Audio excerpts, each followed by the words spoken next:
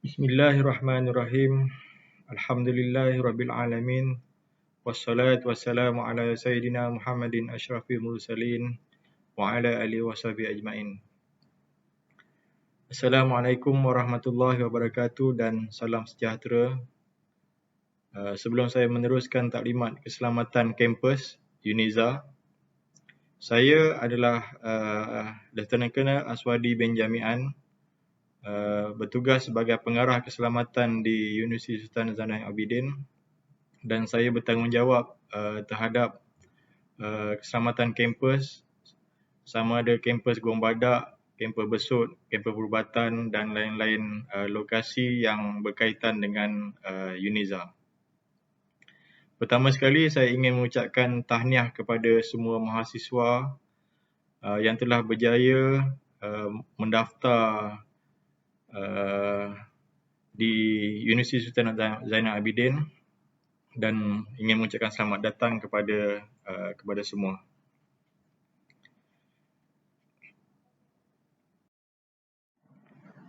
Okey, tujuan taklimat pada hari ini adalah untuk memberikan penerangan mengenai sistem keselamatan kampus di UNIZA, dan secara tidak langsung saya juga ingin memberikan pemahaman serta confident kepada semua mahasiswa bahawa di kampus Universiti Sultan Zainal Abidin ini tahap keselamatannya adalah berada di tahap yang tinggilah. Okey, sebelum kita pergi lebih jauh, saya ingin menerangkan tentang lapisan-lapisan keselamatan yang kita praktikkan di Universiti Sultan Zainal Abidin ini. Okey, pada amnya kita ada 4 lapisan keselamatan. Jika jika pelajar tengok slide saya ni, yang pertama adalah pagar keselamatan. Yang kedua, pintu masuk akses ke kampus lah.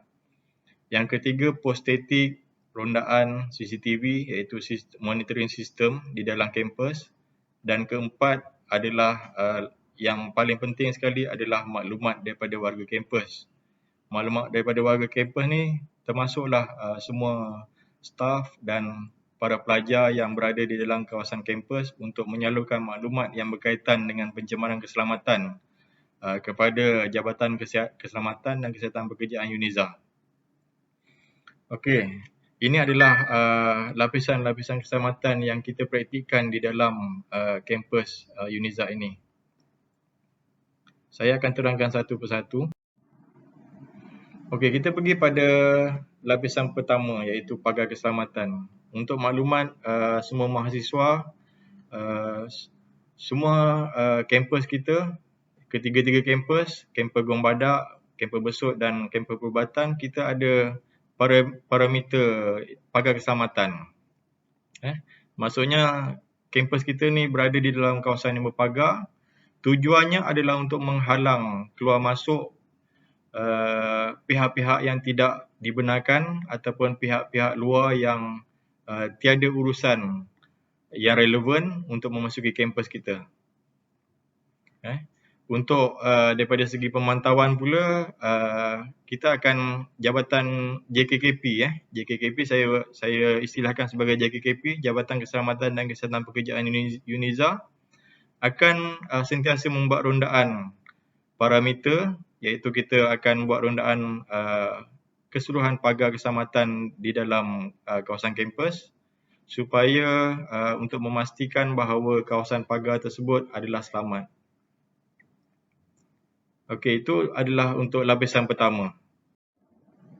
Bagi lapisan kedua, iaitu di pintu masuk, contohnya di kampus Gong Badak kita ada 2 pintu masuk, iaitu pintu masuk hadapan dan belakang, ataupun dikenali sebagai pos 1 dan pos 2. Tujuan pemantauan akses keluar masuk ni adalah untuk menentukan agar individu atau kumpulan yang dibenarkan masuk saja yang boleh akses ke kawasan kampus.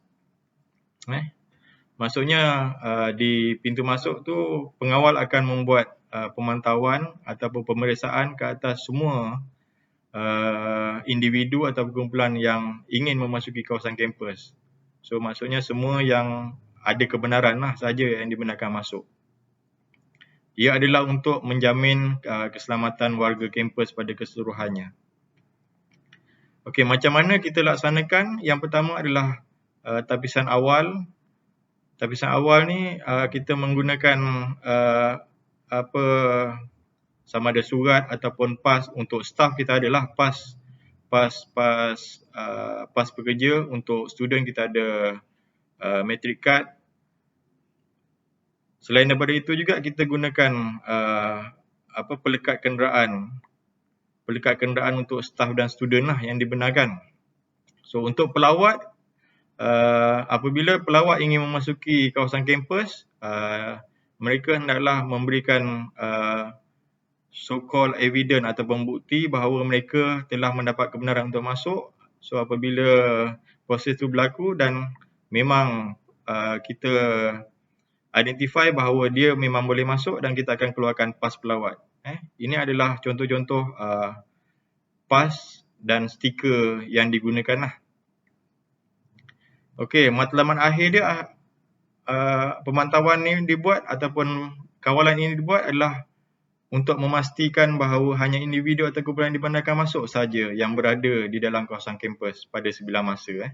Ini termasuklah ibu bapa ataupun parents kepada student yang ingin masuk, kontraktor, pihak-pihak luar dan sebagainya. Kita akan memeriksa di pintu masuk kampus. Okey, ini carta alih lah macam mana kawalan masuk kampus dilaksanakan. So untuk makluman semua, disebabkan pandemik COVID-19 sekarang ni masih melanda negara kita, so memang kita akan ambil suhu lah. Pengawal akan ambil suhu di hadapan pintu masuk. Sekiranya suhu melebihi 37.5, kita tak benarkan masuk. So ini untuk pelawat.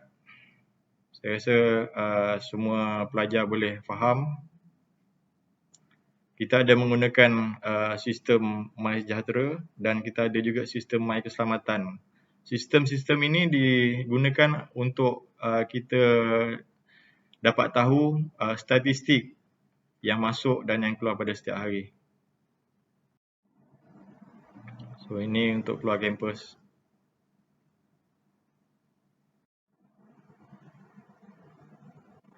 So ini pula adalah keluar kampus bagi kategori pelawat dan orang awam. So apabila kita untuk pelawat dan orang awam, kita semasa masuk kita akan bagi pas pelawat dan semasa keluar mereka kena serahkan pas tersebutlah kepada pengawal yang bertugas. Ini untuk pelajar. Roughly untuk pelajar di musim pandemik ni, kebenaran untuk keluar masuk kampus ataupun keluar masuk daripada asrama adalah di bawah pengurusan Kolej Kediaman. So kita pergi pada lapisan yang ketiga, iaitu post-static, rondaan dan CCTV. Basically semua kawalan ini dilaksanakan di dalam kawasan kampus. Untuk makluman semua, di dalam kawasan kampus kita memang kita ada CCTV di tempat-tempat yang strategik. Kita letakkan CCTV untuk mengelakkan daripada berlakunya pencemaran keselamatan. Selain daripada itu juga kita ada beberapa pos statik yang diletakkan untuk memantau keadaan keselamatan di dalam kawasan kampus lah. Rondaan juga kita laksanakan secara berkala pada setiap hari, sama ada pagi, petang ataupun malam. Okey, tujuan kawalan ini dilaksanakan adalah untuk menentukan agar tiada pencemaran keselamatan di dalam kampus. Pelaksanaan dengan menggunakan sumber manusia dan peralatan teknologi bagi memantau tahap keselamatan di dalam kampus. Untuk makluman untuk di Kempen Besut, kita telah laksanakan rondaan melalui dengan menggunakan drone, menggunakan teknologi bagi membolehkan kita memantau tahap keselamatan di kawasan-kawasan yang tidak boleh dimasuki oleh pengawal lah. Contohnya kawasan hutan dan sebagainya, hutan tebal dan sebagainya. So di Besut memang ada kawasan-kawasan tersebut. So kita gunakan drone. Untuk di kampus utama, kampus Gong Badak, kita tak ada gunakan drone lah. Kita hanya gunakan rondaan dan postetik. Dan kita letakkan juga CCTV ni sama ada di kolej kediaman, di bangunan-bangunan pentadbiran, di pusat sukan dan sebagainya. Untuk di kampus, sama juga di kampus Besut dan di kampus perubatan. So matlamat akhir dia adalah tahap keselamatan dalam kampus sentiasa terjamin. Ini adalah lapisan ketiga. So inilah contoh kita ada postetik, contohnya kita letakkan di masjid, di chancellery, di pintu 1, pintu 2 dan kadang-kadang kita laksanakan ataupun kita letakkan juga postetik di kolej kediaman jika ada perkara-perkara yang membimbangkan. So untuk sistem rondaan pula kita gunakan sistem QR code lah. Pada keseluruhannya di kampus Gong Badak kita ada 18 checkpoint di mana kesemua 18 checkpoint ni pengawal akan membuat rondaan pada setiap hari. Di kampus Besut 16 checkpoint, di kampus perubatan 3 checkpoint, di Ladang Pasir Akar 13 checkpoint dan di Asrama Maidam 2 checkpoint. Kita pecahkan dia dengan menggunakan sistem zoning system. So dengan cara ini saya yakin bahawa pemantauan keselamatan di dalam kawasan kampus akan terjamin lah. So kita akan dapat monitor memberikan early warning kepada kes-kes pencemaran keselamatan yang berlaku. So ini contoh-contoh lah CCTV yang kita letakkan di bangunan-bangunan pun ada kita letakkan, di tempat parking dan sebagainya. Untuk CCTV ni pun pengawal akan buat pemantauan di mana setiap pergerakan ataupun setiap keluar masuk akan direkodkan ataupun dirakam.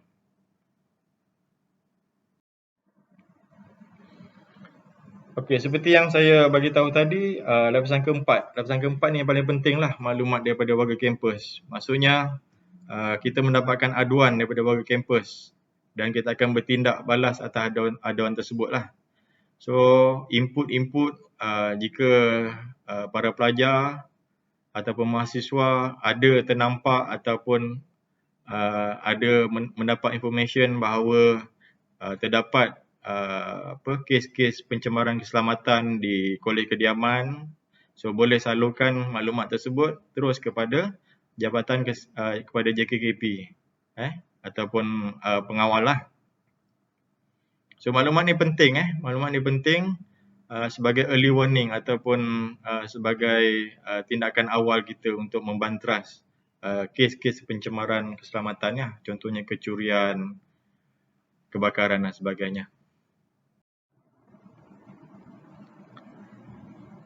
So secara amnya kesemua kita ada keluarkan panduan keselamatan kampus UNIZA di mana di dalam buku panduan tersebut ada perkara-perkara yang berikutlah. Contohnya bencana alam, macam mana kita nak react terhadap bencana alam kalau berlaku, kebakaran, banjir, gempa bumi setakat ni tak ada lagi lah, bom pun tak ada lagi, tapi kita just bagi guidance apabila berlaku. So at least para pelajar dapat ambil tindakan awal lah untuk bantuan kecemasan, bantuan mangsa tercekik, bantuan hentikan aliran darah, pembalutan keracunan terkejut dan bantuan hentikan aliran darah. So kalau kita tengok semua subtopik yang ada dalam panduan keselamatan ni dia berkaitan dengan safety sebenarnya. Keselamatan ni ada dua, satu safety, satu security. Yang tadi tu yang saya ceritakan pasal sistem keselamatan kampus tu itu lebih kepada security, iaitu keselamatan. Dan ini lebih kepada safety. Kalau dalam bahasa Melayu dia, keselamatan jugalah, tetapi dia dua perkara yang berbeza. So, bolehlah rujuk kepada buku panduan keselamatan kampus ni. So, seterusnya saya ingin menyentuh tentang keselamatan lalu lintas. So, di dalam kawasan kampus ni memang staf dan pelajar memang dibenarkan untuk membawa kenderaan sendiri. Cuma pelajar untuk tahun 1 yang asasi saya difahamkan tidak dibenarkan lagi lah. Untuk yang duduk di dalam kampus tidak dibenarkan, tetapi bagi kes-kes yang memerlukan boleh membuat permohonan kepada Hal Ehwal Pelajar lah ataupun Kolej Kediaman. So, kita juga ada buku peraturan-peraturan Universiti Sultan Zainal Abidin untuk lalu lintas jalan dan parkir pada 2016. Di dalam tu ada diletakkan takrifan pihak berkuasa lalu lintas jalan dan parkir Nizar, iaitu JKKP sendirilah. Pentadbiran dan penguatkuasaan, maksudnya jika ada kesalahan lalu lintas yang dibuat, kita akan keluarkan kompaun dan kena bayar kompaun tersebut dalam jangka masa yang ditetapkan secara online lah. So, meletak kenderaan dan kesalahan-kesalahan lalu lintas. Okey, kesalahan lalu lintas ni kita akan ada senaraikan 30 kesalahan lalu lintas di dalam kawasan kampus ni lah. Contohnya parking di tempat yang salah, melebihi had laju dan sebagainya. Tidak memakai helmet semasa menunggang motosikal. Ada 30 jenis kesalahan yang kita telah senaraikan di dalam buku ini. Dan yang terakhir adalah kompaun lah. Kita senaraikan kompaun-kompaun, contohnya melebihi had laju, kompaun dia RM30, contoh. So, pada amnya peraturan ini adalah berdasarkan kepada jadual pertama senarai kesalahan tata tertib lalu lintas jalan dan parkir yang boleh dikompaun dengan kadar kompaun, iaitu 30 jenis kesalahan kompaun. So, saya harap para pelajar patuhi keselamatan lalu lintas ni, undang-undang lalu lintas, sebab dia melibatkan kita punya nyawa lah. Okey, saya rasa itu adalah penerangan yang ringkas dan padat kepada semua mahasiswa baru.